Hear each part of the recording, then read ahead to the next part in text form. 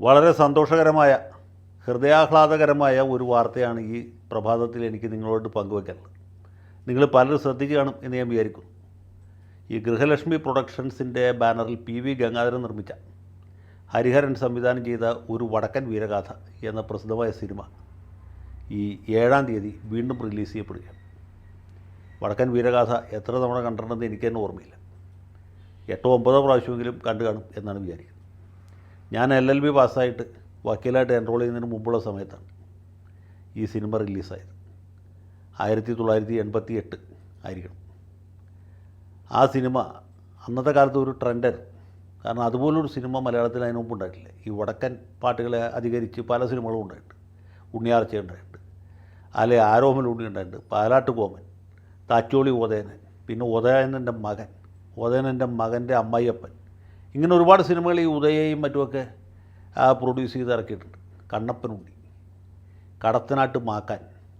പക്ഷേ അതിൽ നിന്നൊക്കെ തികച്ചും വ്യത്യസ്തമായിരുന്നു ആ ഒരു വടക്കൻ വീരഗാഥ. വടക്കൻ പാട്ടിലെ ചതിയൻ ചന്തുവിനെ ഒരു ആൻറ്റി ഹീറോ ആയിട്ട് അവതരിപ്പിക്കുന്ന വളരെ മനോഹരമായൊരു സിനിമയാണ്. MT വാസുദേവൻ നായരുടെ ശക്തമായ തിരക്കഥയും വളരെ മൂർച്ചയേറിയ ഡയലോഗുകളുമാണ്. ചേകാവൻ്റെ ചുരുക്കത്തലപ്പിനേക്കാൾ മൂർച്ചയുള്ളതാണ് MTയുടെ ഡയലോഗ്. ചേകാവൻ കണക്ക് തീർക്കുന്നത് പണമെറിഞ്ഞിട്ടല്ല, ചുരുക്കത്തലപ്പ് കൊണ്ടാണ് എന്നൊക്കെ പറയുമ്പോൾ നമ്മുടെ ഈ രോമങ്ങളിങ്ങനെ എഴുന്നേറ്റ് വരും. അന്നെൻ്റെ തലയിലൊക്കെ രോമമുള്ള കാലം. ഇത് കണ്ട് ഈ തലമുടിയൊക്കെ ഇങ്ങനെ കുത്തനെ എഴുന്നേറ്റെന്ന് എനിക്കിപ്പോൾ ഓർമ്മയുണ്ട്.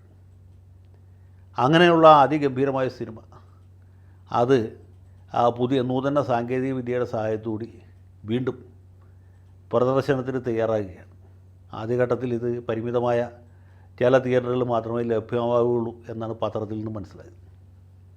ഈ സിനിമയെക്കുറിച്ച് എത്ര പറഞ്ഞാലും മതിയാവില്ല, എത്ര കണ്ടാലും മതിയാവില്ല. അത്ര ഗംഭീരമായൊരു സിനിമയാണ്. ഇത് കാണാത്തവർ കാണാൻ ഈ അവസരം വിനിയോഗിക്കണം എന്നാണ് എൻ്റെ അഭ്യർത്ഥന. ഇനി കണ്ടവർ വീണ്ടും കാണാൻ ഒരു കാരണവശാലും മടിക്കരുത്. ഈ ക്ലാസിക്കുകളുടെ ഒരു പ്രത്യേകത ഇതാണ്.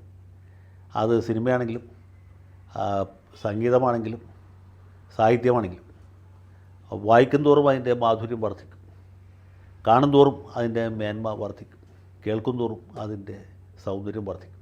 വടക്കൻ വീരഗാഥ അങ്ങനത്തെ ഒരു സിനിമയാണ്. മലയാളത്തിൽ ഇതുപോലുള്ള സിനിമകൾ വളരെ അപൂർവമായിട്ടുണ്ടായിരുന്നു. ഇത് പറയുമ്പോൾ ഒരു കാര്യം കൂടി പ്രത്യേകം പറയാനുണ്ട്. അത് രാമേന്ദ്ര ബാബുവിനെ കുറിച്ചാണ്. മലയാളത്തിലെ എക്കാലത്തെയും അതിഗംഭീരനായ ഒരു ഛായാഗ്രഹനായിരുന്നു രാമേന്ദ്ര ബാബു. രാമേന്ദ്ര ബാബുവിൻ്റെ ആ ഛായാഗ്രഹണമാണ് സത്യത്തിൽ ഈ സിനിമയുടെ ഏറ്റവും വലിയ ഹൈലൈറ്റ് എന്ന് ഞാൻ വിചാരിക്കും. അതിലെ വെളിച്ചത്തിൻ്റെ ഉപയോഗം, അതുപോലെ ഈ സാങ്കേതികമായിട്ടുള്ള മേന്മ, ഫൈറ്റിംഗ് സീനുകളൊക്കെ, ആരോമൽ ചേകവരും ചന്തുവും തമ്മിലുള്ള ഏറ്റുമുട്ടൽ, അരിങ്ങോടനുമായിട്ടുള്ള അംഗം, ഇതൊക്കെ എത്ര സമർത്ഥമായിട്ടാണ് ചിത്രീകരിച്ചിട്ടുള്ളത്. അതിൽ അഭിനയത്തെക്കുറിച്ച് പ്രത്യേകം പറയേണ്ടതില്ല. മമ്മൂട്ടിക്ക് ദേശീയ അവാർഡ് നേടിക്കൊടുത്ത ചിത്രമാണ് വടക്കൻ വീരഗാഥ. മമ്മൂട്ടിയോളം തന്നെ, അല്ലെങ്കിൽ മമ്മൂട്ടിയേക്കാൾ ഗംഭീരമായിട്ട് അഭിനയിച്ച ആളാണ് ക്യാപ്റ്റൻ രാജു അരിങ്ങോടൻ്റെ വേഷത്തിൽ. പിന്നെ സുരേഷ് ഗോപിയാണ് ആരോമൽ ചേകവരായിട്ട്. ഉണ്ണിയാർച്ചയുടെ റോളിൽ മാധവിയായിരുന്നു. മാധുവാണ് കുഞ്ചുണ്ണുലിയായിട്ട് അഭിനയിച്ചത്. അങ്ങനെ ആ ഗംഭീരമായൊരു താരനിരയുണ്ട്. ഇവരെല്ലാവരിൽ നിന്നും അതിഗംഭീരമായ അഭിനയം ചൂഷണം ചെയ്തിട്ടുള്ള ആളാണ് സംവിധായകൻ ഹരിഹരൻ. MT ഹരിഹരൻ ടീമിൻ്റെ ഏറ്റവും ഗംഭീരമായ സിനിമയാണെന്ന് വെച്ചാൽ വടക്കൻ വീരഗാഥ എന്നാണ് ഉത്തരം. സംഗീത വിഭാഗം ബോംബെ രവിയാണ് കൈകാര്യം ചെയ്തത്. മലയാളത്തിൻ്റെ തനിമയുള്ള ഗാനങ്ങൾ, വടക്കൻ പാട്ടുകളുടെ മാധുര്യം അതേ രീതിയിൽ ആവാഹിച്ചെടുത്ത സംഗീതമാണ്. ഗാനരചന നടത്തിയിട്ടുള്ളത് K. ജയകുമാറും കൈതപ്പുറം ദാമോദരൻ നമ്പൂതിരിയുമാണ്. ഒന്നിനൊന്ന് മികച്ച 4 ഗാനങ്ങളാണ് ഈ സിനിമയിൽ. അതിൽ തന്നെ ഏറ്റവും മികച്ച ഗാനമെന്ന് പറയുന്നത് ചന്ദനലേപ സുഗന്ധമാണ്. അതിൻ്റെ ചിത്രീകരണമൊക്കെ വളരെ വളരെ മധുരം മനോഹരമാണ്. ഇതിനെക്കുറിച്ച് കൂടുതൽ പറയണമെന്ന് ആഗ്രഹമുണ്ടല്ല, ഞാൻ പറഞ്ഞത് ബോറാക്കി കളയണ്ട എന്ന് വിചാരിച്ചിട്ടാണ്. ഇത് പറയുമ്പോൾ ഒരു കാര്യം കൂടി ഓർക്കണം. ഈ ആലുവ യൂണിയൻ ക്രിസ്ത്യൻ കോളേജിൽ ഞാനൊക്കെ പാസ്സായി പോകുന്നതിന് ശേഷം വന്ന പ്രഗത്ഭനായ ഒരു അധ്യാപകനാണ് പ്രൊഫസർ സെബാസ്റ്റ്യൻ ജോസഫ്. അദ്ദേഹം ഈ സിനിമയെക്കുറിച്ച് വലിയ ഗവേഷണ പഠന പ്രബന്ധമൊക്കെ തന്നെ തയ്യാറാക്കിയിട്ടുള്ള ആളാണ്. അദ്ദേഹത്തിൻ്റെ ജീവിതത്തെ നമുക്ക് രണ്ടായിട്ട് തിരിക്കാം. ഒന്ന് വടക്കൻ വീരഗാഥയ്ക്ക് മുമ്പും, ഒന്ന് വീരഗാഥയ്ക്ക് ശേഷവും എന്ന്. അപ്പോൾ സെബാസ്റ്റ്യൻ സാറിനെ ഞാൻ ഈ സന്ദർഭത്തിൽ ഓർക്കുന്നു. പുള്ളി ഈ സിനിമയെക്കുറിച്ച് നിരവധി ലേഖനങ്ങൾ എഴുതി, നിരവധി പ്രഭാഷണങ്ങൾ നടത്തുകയും ചെയ്യുന്നത് ഞാൻ കാണുകയും കേൾക്കുകയും ചെയ്തിട്ടുണ്ട്. അപ്പോൾ ഇങ്ങനെ സർവോത്കൃഷ്ടമായ ഒരു കലാസൃഷ്ടിയാണ് ഒരു വടക്കൻ വീരഗാഥ. അത് ഫെബ്രുവരി 7-ാം തീയതി വീണ്ടും റിലീസാവുന്നു. ഈ സിനിമ കാണാത്തവർ കാണാനായിട്ട് ഈ അവസരം വിനിയോഗിക്കുക. ഇത് യൂട്യൂബിൽ കാണുന്ന പോലെയല്ല, തിയേറ്ററിൽ തന്നെ കാണേണ്ട സിനിമയാണ്.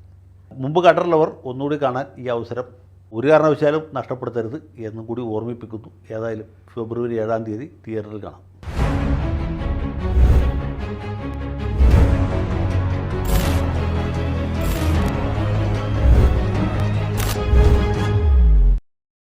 കൂടുതൽ വാർത്തകളും വിശേഷങ്ങളും നിങ്ങളിലേക്ക് എത്താൻ ABC മലയാളം സബ്സ്ക്രൈബ് ചെയ്യുക, ബെൽബട്ടനും അമർത്തുക.